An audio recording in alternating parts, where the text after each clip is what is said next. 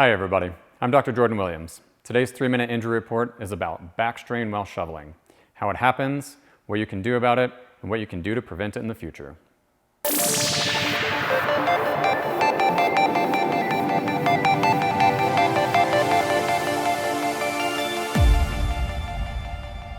So you strained your back snow shoveling. What do you do about it and how can you prevent it? Well, typically when we see people who are shoveling, it's because they're shoveling snow and it's incorrect. So imagine that winter morning when you wake up and your husband is really lazy, so you have to get out of bed and go downstairs and shovel the snow, and the kids are pretending like they're asleep so they don't have to do it either. Well, it's all on you. Thankfully, we made this video just for you. A few things that you want to think about while you're snow shoveling is think of the squares. Thinking of keeping things nice and straight. And when I say the squares, your shoulders and your hips should be in line the whole time in this square. When you're shoveling, you don't want to come out of that square and get this big rotation. You want to keep that nice and stable, come up, and then throw here. When you do that, you're not rotating through the trunk as much, you're rotating through the hips. That's what you want to think about in order to help prevent that.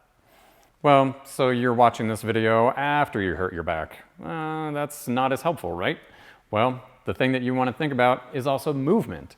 So what can you do for that movement after you've hurt yourself while you're snow shoveling, even regular shoveling, doing any of these activities? Well, the first thing that you can do is on the ground, on your bed even, is nice, easy, gentle range of motion, right? So you're going to keep your feet and your knees together, and you're just going to rock those feet and knees back and forth 10, 15 times. Just get some easy motions there. Super simple, super straightforward, but don't be afraid to push into some stretch, into a little bit of discomfort. The second one that you're going to do is knees a little bit apart, and you're going to bring them up towards your chest as far as you can, and then all the way back.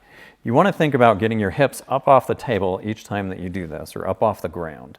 Every time you do that, just relax your upper body and bring that up toward your chest.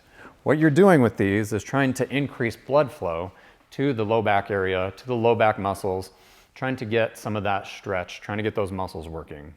And then I want you to do these a couple times, 2-3 times a day. They're really range of motion things, so you can't overdo them very easily. So do 15-20 times each, or 20 repetitions each set, and then do them a few times a day. Get that back moving, get it comfortable. And the next time it snows, definitely watch this video before you do that again to make sure that you do it correctly, or get somebody to get out of bed and actually go do it. If you try these exercises for a couple of weeks and they help, we'd absolutely love to hear about it.